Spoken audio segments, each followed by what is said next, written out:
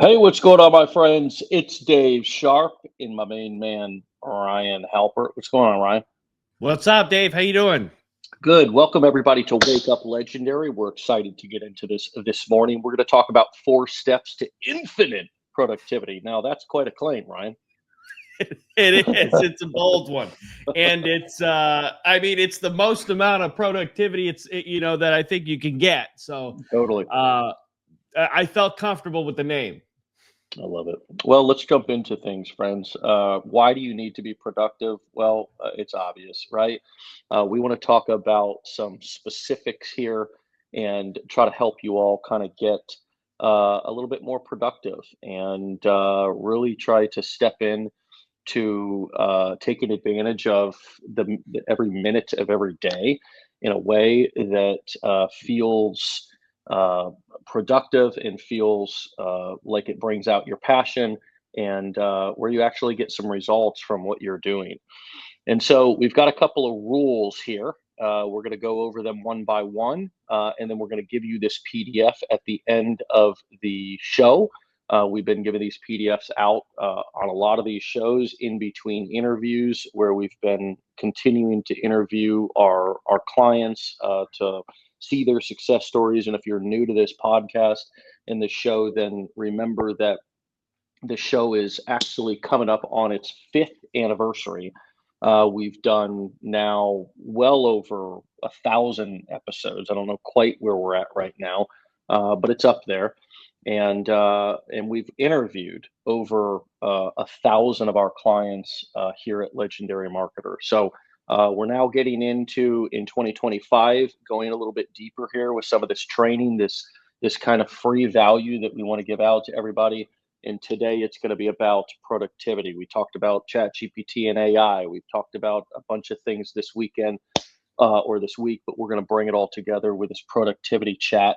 Have a few laughs along the way and try to have some fun here. And so number one here is the commitment code: showing up for others, to show up for yourself. And I like this because it's interesting. We do show up for other people oftentimes more than we show up for ourselves. And if you have to leverage that sort of what you already instinctually probably do or may do, right? We have a hard time letting others down, but we let ourselves down on a lot of the commitments that we make. And maybe it's about saving face, maybe it's about something else, doesn't really matter. Entrepreneurship and marketing is about not questioning or arguing with reality. It's just going to where people's attention are and trying to solve their problems. And for example, a lot of people missed out on this kind of social media craze and opportunity up until this point. Like, social media has been around for the past 10 years, but because a lot of people were like, I don't want to be a TikTok dancer. I don't want to be I'm not going to dance in videos like a teenage girl on TikTok, right? It's like, okay, you hate money is what you're saying, right?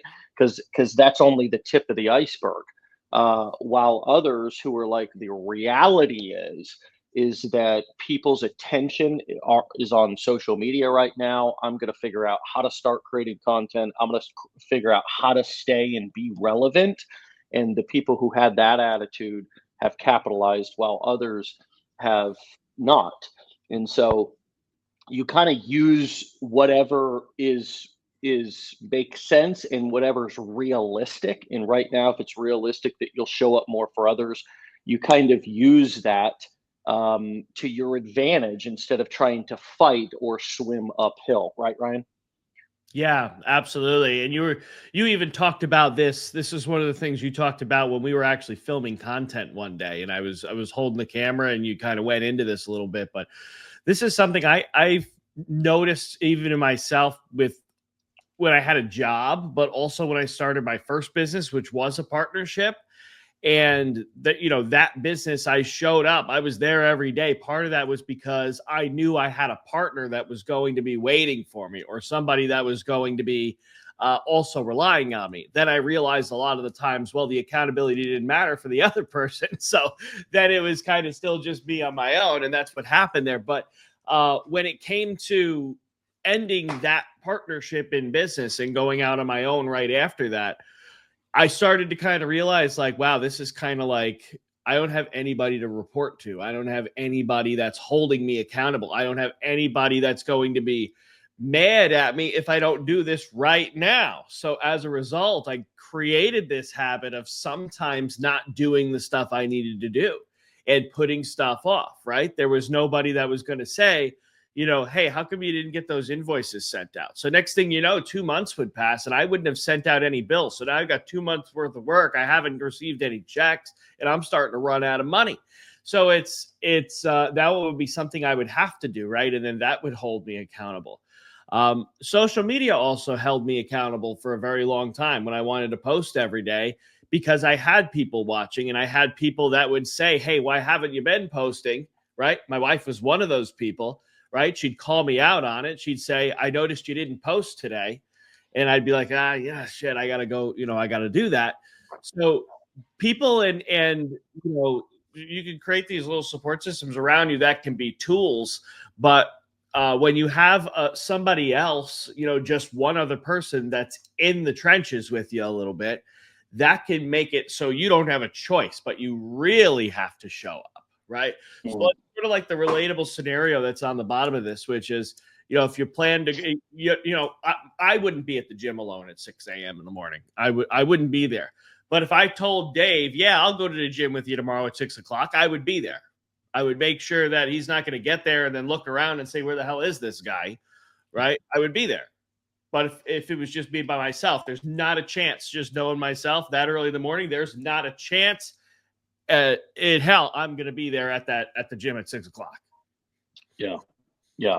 And finding, networking, working with people who can hold you accountable is important. I mean, coming to mastermind events, we've been, offering this accountability coaching to clients who feel like they need it and want it. And it's the most powerful thing that you can do for your life or business is to hire somebody who's a professional to actually hold you accountable to show up at the gym, for example, right? I mean, you just get so much more done. I learned how to work out by working with a trainer. I had no idea. I learned about macros in sort of nutrition, at least the basics of what I knew from working with a trainer, working with an accountability coach. I've had business partners as well.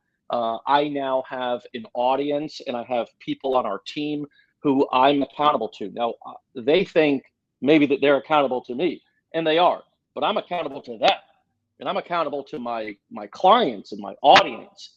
And the shift happens when you go from being only accountable to like your mentors or your bosses or things of that nature and start becoming accountable to your audience, right? That's where a major shift happens. And I've seen this in the make money online space or the kind of work from home or MLMs or things like this, where people are coming from being an employee and they just don't know how to not answer to somebody and not be in that mindset of waiting for somebody to tell them what to do. And if nobody's telling them what to do, they don't do anything because everything must be good, right? They don't do anything. They don't take initiative. They don't, right? So it is really important for you to understand that when you come in and make that shift from employee to entrepreneur, that the buck does stop with you. It starts with you and it stops with you. And as many different things that you can do, as many people that you can put in place to make sure that you stay right on target. It's almost like the bumpers that you put in the gutters of a bowling alley to help you not go in the gutter. All of the, whether it be accountability coaches, whether it be a partner, whether it be accountability partners, I mean, whether it be your audience, like all of these pieces that you put in place are accountability to hold your commitment strong to showing up and not going in the gutter. Man, I totally agree with that. I totally agree with that. Perfectly said. And sometimes you don't even have those, you don't even have to look as far as you think you need to look, because accountability is not hard to come across, right? You probably have a family member that will help you with this. You probably have a friend that will help you this. There's people you can hire to help you with this. Like Dave mentioned, his personal trainer, right?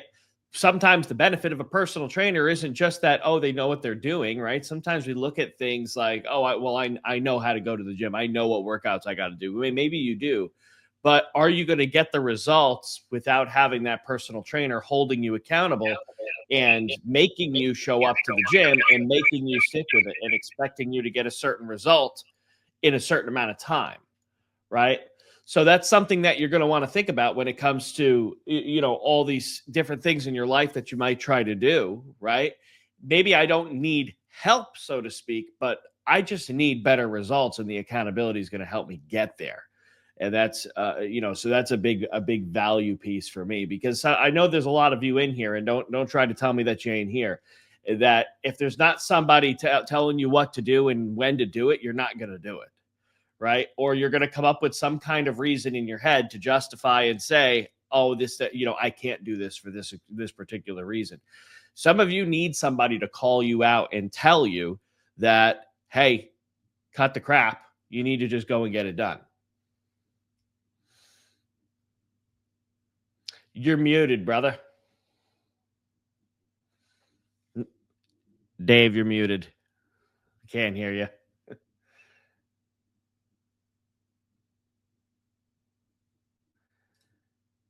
All right, I got it. So let's see here. We're gonna keep moving forward here. So the next section on this sheet is habit engineering. So creating flow state on demand. So flow state is this thing that I call it God mode personally. And so, but basically what it is it's just you get in that zone and you're unstoppable. Like your problems disappear. You don't have to go to the bathroom. You don't get hungry anymore. There's nothing that can stop you. There's nothing that is going to get in the way of you getting work done, as long as something's not forcing itself in your way. It's when you can film a lot of content really, really quickly, and you can say things clearly, and you don't stutter anymore. It's when you can sit and write emails, and you can write and write and write and write and write, and you can go from one to the next, to the next, to the next, to the next, and then you can start writing ads, and you can start. And here's why this is really, really cool, and why it's really, really, really important is because with people I used to think that to get into like that sort of flow state, like we all know what this is, right? We've all heard of this. We've all heard people talk about this, and we've all had it happen, right? Where it's just like, man, I'm unstoppable. I'm on the ball right now. You can actually trigger that. You can set up your environment to allow you to become that way every single day. And it's like creating a habit, right? And you want to think habits come in two ways. They come in rituals and they come in triggers. So like a trigger for a habit for me, right, would be that every single time I get in the car, right? Every single time I get in the car, I immediately go and I'm ready to start answering emails, right? I've just created the habit of every time I get in the car and I get in the passenger seat and my wife's driving, I'm answering emails. That's my thing. It's like a ritualistic thing. Dave's case, right? The headphones. I've actually got headphones here too. And I didn't realize that when in the video I sent you last night, that 50-second video about my desk, that I had death metal music blasting in the background, and you can hear it in the video. I was in that flow state. I couldn't even hear the stuff I couldn't even hear what was going on in the background. But you have there's these rituals you can do, and these triggers that can set off, that can create habits.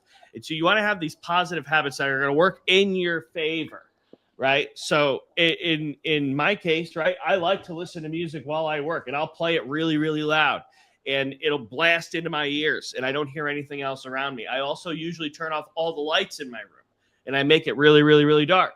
I also make sure I have plenty of water, right? Because if I get thirsty, that's a distraction. I'll have to get up and leave my desk. Mm. And I have everything that I need. Another thing, another habit, Dave, that has saved me like 30 minutes every single day. And it can save a lot of you if you have this problem, 30 minutes every single day instantly. If you just start doing it now, you know what it is? I stopped bringing my phone with me to the bathroom, right? Creating Holy Christmas. different, Holy, wow. What are we going to that's do? What do we do in the bathroom now for 30 minutes? right. There's no reason to be in the bathroom for a long amount of time, because what would you do? You'd go in there and then you're re-scrolling and you're doing this, you're getting distracted. I made it a habit of leaving the phone on my desk or leaving it somewhere else when I have to go in there.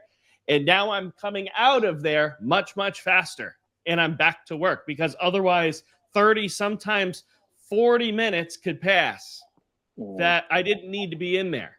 I was just I was just looking at my phone. Don't tell me there's none of you here. You're here. Just admit it. And this can help you. I know I'm not the only one. I know I'm not the only one. And that's just one of those things, right? That's going to help with your productivity. Doom scrolling's the same way. I have a mode and a routine on my phone. So if you have an Android, I don't know what the Apple version of it is. It's called modes and routines. But I have this little tiny, well, I can't show you the little widget because it's on my screen right next to my stock portfolio screenshot. But there's a little button I can press that says work. And when I tap on that, what it does is it silences every notification. It turns my phone into black and white, so it's not pleasant to look at. And it doesn't allow any phone calls, any text messages. The only thing that can come through is messages from Slack, which is where we all communicate here at Legendary. So those are the only messages. Work messages are the only thing I can get on my phone from the hours of 9 a.m. up until 6 o'clock at night, because that is a setting I turned on my phone, and it's automatic, right? It's like a trigger. It's triggered by 9 a.m. and then it's triggered by 6 a.m. I don't have to manually turn it on. So if you call me and you're outside of my organization, I'm going to miss it. And I'm not even going to hear it ring. And maybe I'll get back to you later. Maybe. I love that. Maybe I'll get back to you later. I mean, wow. The advocating for yourself in your own time there is insane, dude. And like we are so guilty, I think, as humans to advocate for ourselves. It's wild, right? It's why it's so important to have like advocates for people when they're ill, is because, and family advocates, and who's your person. That, I mean, there are actual medical advocates that you can hire and have on standby if you don't have family, if you don't have friends. And in a lot of cases, you'd probably prefer to have that than a family or a friend, with some of us, right? But wow, the advocation for your time is insane, and we all have the right and deserve to advocate for our time in that same way. And so powerful. The flow state thing for me too is a it's not so much a magical fleeting thing anymore, as it used to be. You know, I kind of have to find my own flow state in a lot of the ways that you laid out right here already. My rituals, my triggers. I mean, I've got a lot of the same things that you just. And by the way, friends, I wanted to show you this. My computer, literally, if you look at this, has a huge line through it. If I can just show this to you real quick. Look at this. Look at this. This is my laptop. This is why I've been on my girlfriend's pink laptop. Okay. Is because I literally, not, yes, I'm going to get a new computer, but I just want to show you what I'm dealing with and what I've been working with here for the past literally couple of months. Okay. This is something that my computer, I believe, got damaged in the hurricane. It's the only thing that I can. It's the only thing that I can think. I can't remember where it was or what happened, but it must have been downstairs. Got a little water in it. It was chaos, as you all probably know. But anyways, the flow state for me starts again with the rituals. I make myself a cup of coffee. I get my drinks. I put my headphones on. I put on additional earplugs under the headphones if I need to. This allows everybody around me to know that I'm focused. It's sort of a Pavlov's law, the ritualistic test that came from that sort of that was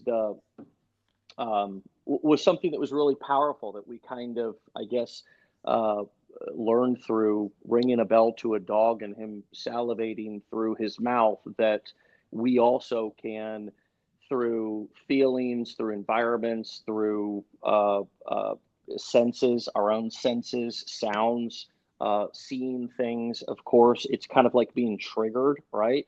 Like this has become a really popular term. But what if you got triggered for success? What if you got Mm. triggered for focus, right? This has become such a negative word, but how do you trigger yourself into something positive?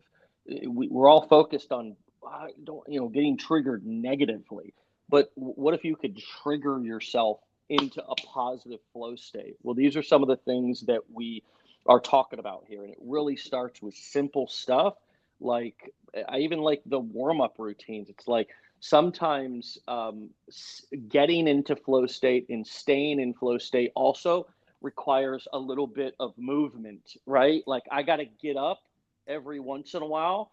And I found myself doing this last night because I was writing some copy and typing a lot and sitting at the computer for a couple of hours after I put my kids to bed.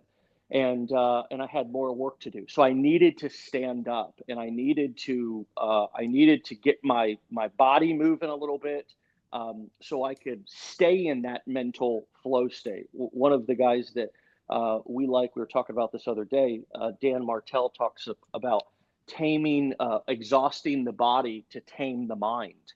And I believe that that can be true, right? Now, that doesn't mean that you have to go in and go balls to the wall with exercise and workout, but it does mean that walking, getting up, moving around throughout the day can allow you to exhaust the body a little bit so you can come back and tame the mind and focus on what you're doing.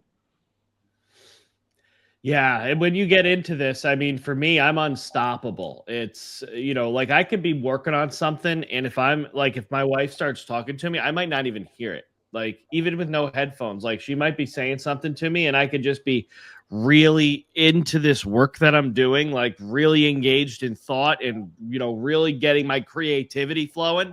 And she might come in and start talking to me, and I might be like, "Wait a minute, what did you say?" Right? I look at her, I'd be like, "You might have talked to me for 2 minutes. I have no idea what the hell you said," because I was so engaged in this thing that I was working on, and it makes for such a good end product too, such a Mm. good end result.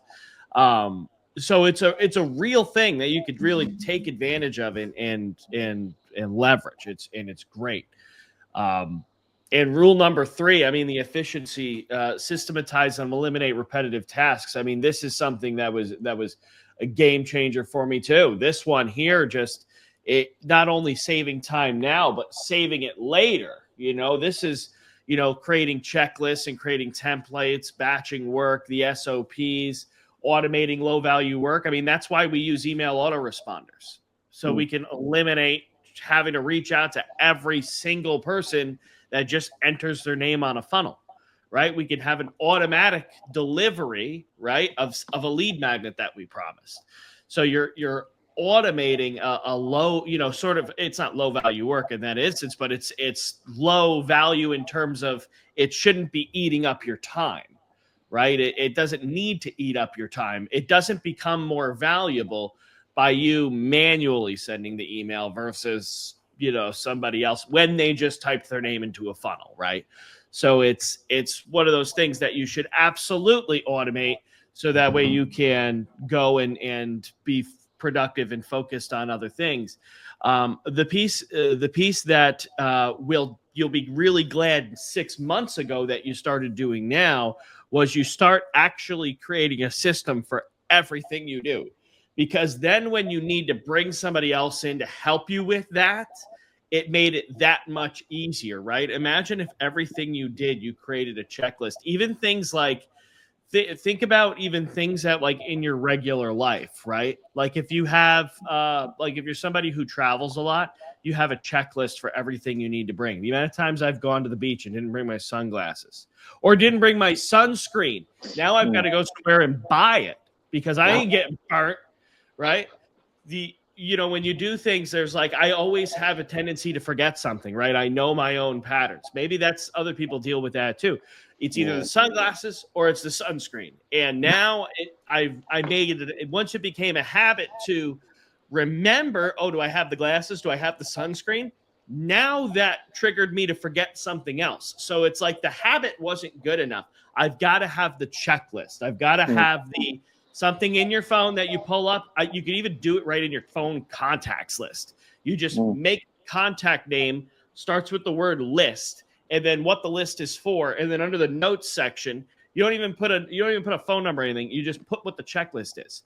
It's Mm. always right there, always quick and easy to find. I'm not talking about carrying paper around, folks, but Yeah. having something that's going to just keep it so. And now you're not wasting time, right? Because now you've got to have that moment, right? I'm talking about this one situation, but like imagine yourself standing there at the door, leaned up against the door frame. You're just like, do I have everything? I got this, I got that. Let me double check the bag real quick. And it's just such a waste of time. And you do that throughout everything that you do, right? Or what happens is you do something, you think it's complete, but it has a defect in it, meaning you skipped a step.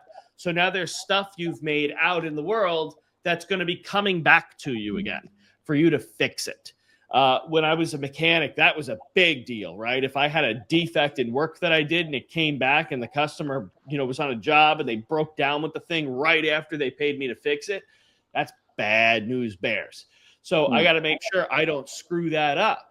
Right. I got to make sure in that instance, I do double and triple check everything. But if you're doing something over and over and over and over and over again, you might think you got it worked out and down pat. And it's like, oh, I got this in my head. But if you have a checklist or a template that'll make it so you can just not even have to think about it, but you could just run through that and attach it right to the work, right? If you're using your calendar to schedule things into your day, right in that event on the calendar, put the link to the checklist. Put it right there. So you're not looking for it, right? Just create the habit of doing that. And now you'll always have it right there. Then, whenever you got to hire somebody, like when it comes time to bring somebody into your business, right? And what might they be doing? They might be responding to emails you get. They might be posting your content for you. They might be editing your content for you. Who knows, whatever it is. But if you're doing it now and you've got a certain way that you like doing it and a way that works, now all you have to do is give them that checklist that gets them the same result you get when you do it. And then, you'll have to train them and coach them a little bit, usually, unless you're hiring an expert that knows more than you. And then you just make sure they're doing it correctly. And now you don't have to do that anymore. Now Mm. you just bought back a whole bunch of time that you can put into something else. So Mm. this one, this is a huge one for me. This is just I would screw up so much stuff that I do if I didn't have little checklists and little ways to make sure I'm reminded that I completed a process, right? And if Yeah. I screw something up once, you're all going to screw stuff up. That's not the problem. But when I do make a mistake, right? That's something I'll remember, but it's also something I'll notate down, right? I'll write it down, and I've got a pad of sticky notes. They're actually right over there. I'll put it right on my monitor, and then I'll have to look at that every single day until I add it to whatever the process is that I need to add that to. Yeah. And creating SOPs is really the way that you scale. I mean, in these SOPs, people think standard operating procedures have to be so complicated. Friends, it's just putting your process down on a Google document or on a note. I don't care where it is. I don't care if it's in an email that you you tell your virtual assistant or whatever to just save in their email inbox. I mean, obviously, the more organized you get, the better. In organizing your documents in your Google Drive, I find it that there's tons of free tools out there. There's too many, right? But what I use is Google and Google Drive, and I put everything on a Google document. I, for example, if there's messages that I'm sending to people, even me personally, that I find myself sending over and over again, I'm going to template that message to where I can either copy and paste it and then tweak it or customize it slightly if I need to. Your customer service, as you scale that, if you're doing it at the beginning, and what is customer service at the beginning? It's really just responding in your DMs via email, right? It's not like you have to have a big Zendesk or something when you're just starting out, but it's about what are those responses that come in all the time that I can save myself that time. Now that may seem obvious, right? What's not so obvious is taking your SOPs a step further to identify, as Ryan said earlier, what are the things that come in to my business over and over again? What are the questions that I get constantly? What are the issues or complaints or whatever it is that happens on a regular basis? How can I actually go and solve that, right? So I don't have to have an SOP, and so I don't have to hire somebody to come in and do that. And this is where I see with a lot of businesses that I've looked at, consulted with, or even my own businesses, I've noticed that we get into this mode of just putting out fires. It's just like but you're not a fireman. You're not a firewoman. Okay. You're an entrepreneur. You're a marketer. You're a product developer. You're a content creator. And you have the freedom to be able to go to find the root of the problem. That's the power. That's the freedom of owning your own business, is that you don't have to and no longer get to say, that's not my job. I'm not going to worry about that, right? You can solve the problem, and you can actually eliminate the stress out of your day-to-day life by diagnosing and solving the problem at the root. What does that look like in marketing? Well, you identify what your most common objections are, and you make sure that you overcome those objections in your marketing videos. Okay, this is how you streamline your sales process and convert more sales.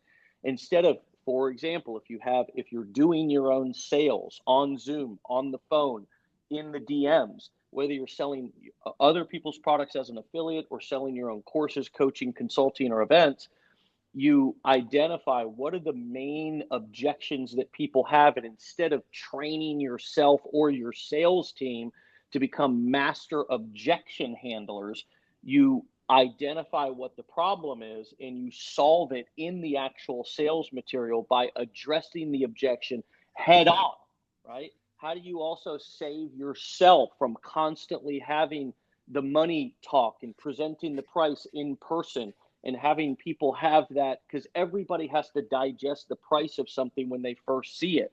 So you put the price and you put all of the objections that you need to overcome in the sales material, in the videos, right? And then you simply follow up with people. You give them a moment to digest it on their own, along with overcoming objections, along with additional kind of risk and reward presentations in analogies to them, along with guarantees and risk reversals, right? To where you're kind of trying to remove the risk so they can overcome those objections on their own.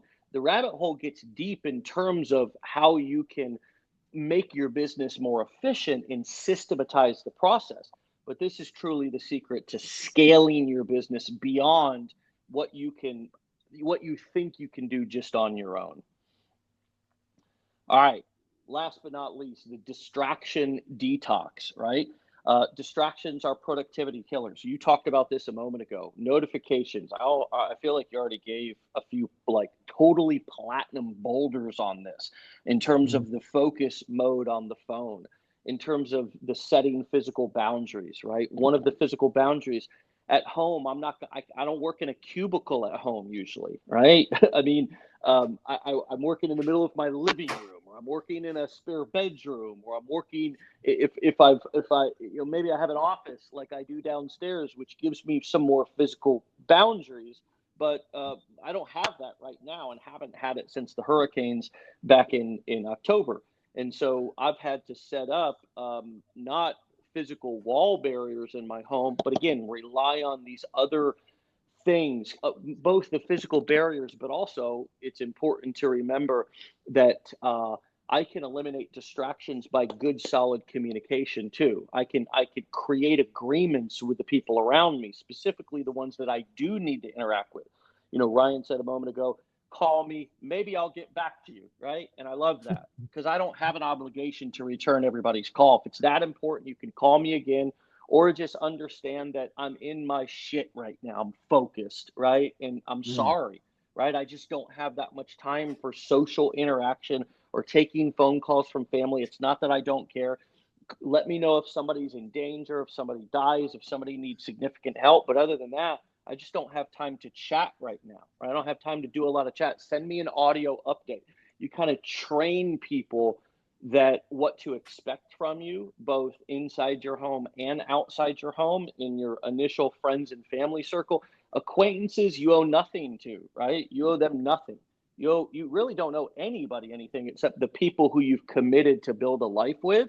And that's how I've managed distractions, is through really trying to communicate um, not just what I need, but also how I can make maybe a partner or others in my home feel loved and supported as I'm going on this new journey, right? I'm the one who's starting a business. I'm like if I don't have my spouse's support, that can be a major distraction, man. Like how you were talking about, if Becca wasn't like so gracious and willing to like drive so you could work while like that's a beautiful agreement that you guys have between each other that's come from communication.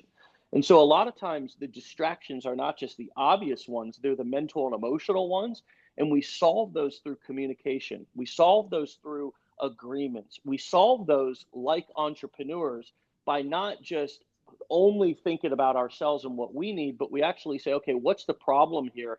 How can I solve the problem, and how can I be of service, delivering value in advance, right? It's not you show me some support and then I'll do this. No, you're the one who's starting a business. You're the one who's pursuing something, right? You're the one who's starting something new. But it's helping my family, Dave. They should just automatically support me. Bullshit, because they notice your absence, right? Something's changed. You now have something that you're prioritizing maybe over time with them at the beginning, or at least taking some time for them. So you need to warm them up to that.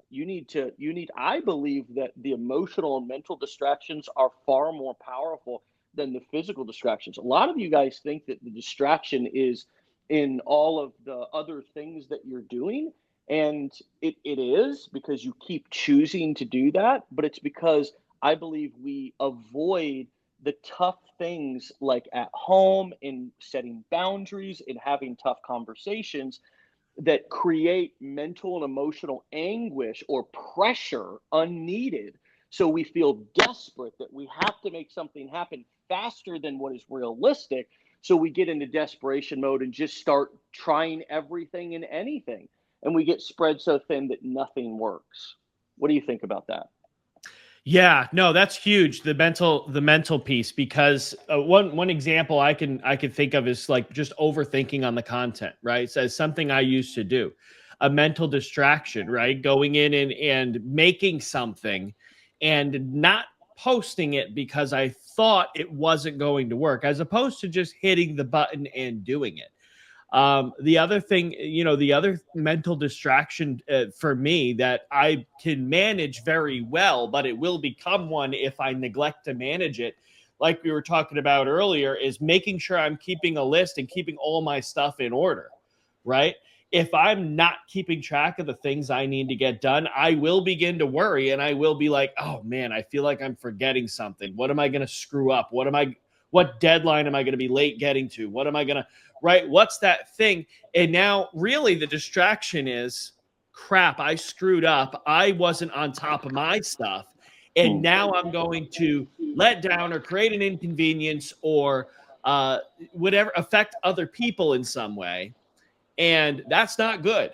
So that's why I need to make sure I keep systems in place so that way that type of distraction just there's no need for it to exist, right? Because that's a big deal because now that messes up your flow state, right? All the things come together. I'm trying to work on something and now my brain keeps going back to, man, did I remember to do this? Did I forget to do this? Sometimes when you do forget to do something, now it's like, oh my God, you just interrupted the flow on that work to abruptly go and work on the next thing. And if that's something that's happening for you constantly, that's a huge mental distraction. I mean, that's awful. That's something Yeah. that's going to not make running a business very pleasant. And it's not something you can avoid 100% of the time. It's because that would require perfection, which is really kind of like impossible or really hard to do. But it's something you can manage 95% of. And if it's something that's happening for you constantly, identify it as a problem and then solve it, right? Using one of the methods that we gave you today on this sheet. Um, and so that's mental distractions in the work life, but then you also have them in your real life, and that's where, like Dave was talking about, setting boundaries comes in. If you've got like we have an arrangement with the car, I talked about yesterday too, we have an arrangement where, yeah, that's a very nice distraction Dave's got behind him there. There's but like when I have my door closed, me and my wife, we have an agreement that, hey, when my door's closed, don't come in. Like, I'm busy, I'm working. If it's mega important, knock on the door, right? And then you can come in. But like, if I'm in here and I'm in work, don't ask me to get up from this desk. Like, and that's just a clear, boundary that we have. Like, I also play my role in that, right? She gets into a similar situation and I will absorb things for her so she can stay productive and she can do what she needs to do. She'll do a lot of things that require leaving our home and leaving our house, and take care of that kind of stuff. So I will absorb things when that needs to happen. So it's a mutual situation, right? It's just a good communication, right? It's like, it's just not being selfish and stuff, right? And not being, not being, what I'm trying to say, basically just selfish. Yeah. Um, and setting those clear boundaries, it makes your life work so much better. And that allows me to directly say, like, hey, look, it's not that I don't, because in the very beginning, this was interpreted as like, I'm annoying you? Am I bothering you? It's like, Sure. well, Of course. you're not, it's not a bad thing that you're doing. I'm not mad at you for wanting to come and talk to me. But right now, I've got something I'm doing, and your distraction is affecting how well I can do that thing. Yeah. And well, once that's understood and clearly communicated, now we just have a system where we just know, right? And I can be very direct and I can say, hey, if I'm like at this, like, don't ask me to get up from this desk and do anything, like, unless, the ceiling is falling down on you and you're trapped under it. Like, let me stay in here and let me just do what I'm doing. So that way, because it's going to give me a much better end product, which is going to mean, right, that I can work a lot less Sure. and I won't be stressed out, and it'll be better for my anxiety or whatever you want to call it, right? It just all around, things just get better. And ultimately, it's going to benefit our family, right? Ultimately, I mean, what I think that I had to learn was if I was going to eliminate the constant distraction of conflict, I needed to be really serious about what I was doing. I needed to work really hard to get results if I was going to ask my partner for their support in this. And I need to constantly sell them on the vision of where we're going. And that I think is something that a lot of people just are naive to.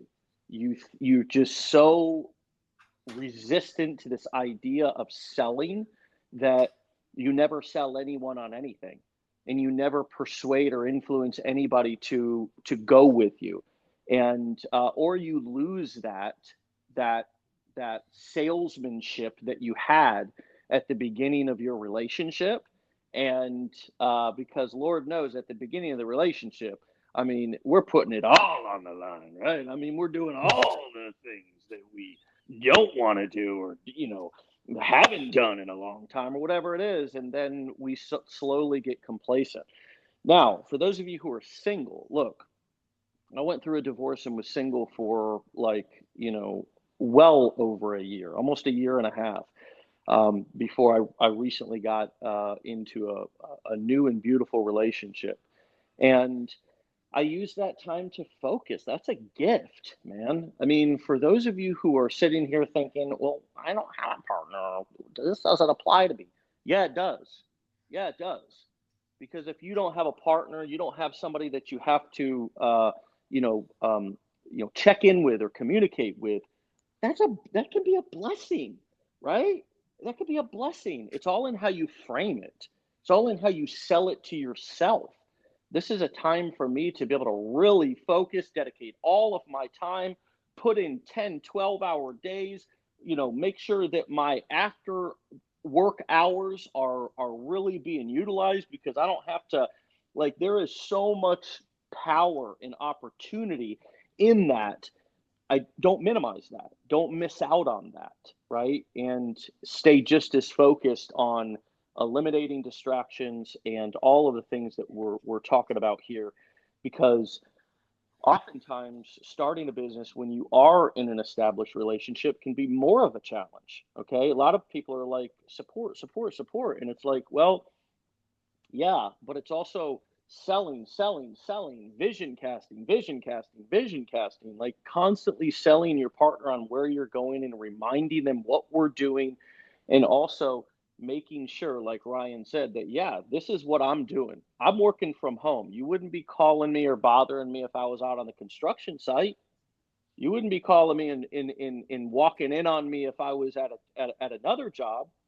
So this is my full-time job, or this is my second job, right? In a lot of times, you know, you have to sell things in the language that people understand them, right? I mean, a lot of times you may be talking to a spouse or somebody who just doesn't get the word business. It's like, what do you mean business? This they start to When you start to say business, um, they think hobby. They think hobby. Business is hobby. So this is my second job. You could also say it like that. You got to put it in the terms that people can understand it. That doesn't mean that you always have to say that, but if they're not getting it, then you have to help them understand. And here's my final piece of advice in terms of eliminating distractions, or at least helping you become more distraction free. We've talked, the physical ones are pretty obvious. We've really nailed those. But the mental and emotional ones are: say what you mean what you say, but don't be mean when you say it. Mm, That's so big. love It's that. so big. Mean what you say, people. Say what you mean. Like, say it clearly, directly, and concisely what you need and what you're doing. Okay? Say what you mean. Mean what you say. Follow through with when you start something. You know how you lose respect for yourself when you don't follow through with things? Mm, Other people do the same thing. Other people do the same thing. So mean what you say, and don't be mean when you say it. You don't have to be condescending. You don't have to be defensive. As a matter of fact, one of the number one skills that you need to develop as an entrepreneur who is going to be interacting with people are the ones who get out their wallet and vote with their wallet and decide to say, I want to do business with you. It's learning how to be kind, not nice. There's a difference. Nice is not the same as being kind, in my opinion. Nice is too easily, it overlaps into people pleasing too much, but being kind to people, just being decent, giving people dignity, just allowing them to have dignity, allowing them to, hey, you know what? If I say something, if I say what I say, and I mean what I say, and I'm kind when I say it, somebody may have a reaction to that. They may not like it, right? So being kind is allowing them to not like it and not having to fix that, not having to babysit that, not having to be responsible for their reaction to what to my the boundary or the need or the intention that I have, right? So there's these are simple, but they're really powerful, and we hope that this helped you today. Ryan, happy Friday, brother. It's been a great week of Wake Up Legendaries. Thank you so much for everything that you bring to all of our clients, and of course, the show, my man.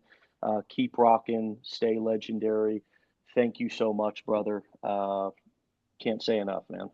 Absolutely, man. Happy to do it. Happy to be here. I enjoyed the process too. So there's something in it for me for sure. Well, if you guys, as we have been saying, are looking to maximize productivity, if you're looking to take things to the next level, you want some accountability. You want to be intentional with how you're designing these things within your business. This accountability. I mean, this episode right here was literally a master class, in my opinion. With not because we're so special, but just because we made some really clear, really powerful points today that we hope will make a difference. And if you want to work with us more closely, email me at dave@legendarymarketer.com. We'll hook you up with an accountability coaching call to tell you more about our accountability coaching program. Yes, we're going to get on that call, and we are going to talk to you about that program, because we know that if you're reaching out and you're looking for something more and you've already bought courses, you already have information, that is what you need, right? That is what you need. So we will be talking about that with you. I've also recently opened a private client coaching program. And so that group is really taking off, and we've got some incredible people that I look forward to helping personally, hands-on, both me and our entire team, over the next 12 months. That's a 12-month program. So we have a 12-month private client coaching program with me. We have 6 months of accountability coaching with an accountability coach from our company. If any of these things feel like they may be a fit or something that you're looking for, shoot me an email. With that being said, my friends, get out of here. Have a great day. Be legendary. And we'll see you back here on Monday for another episode. Peace.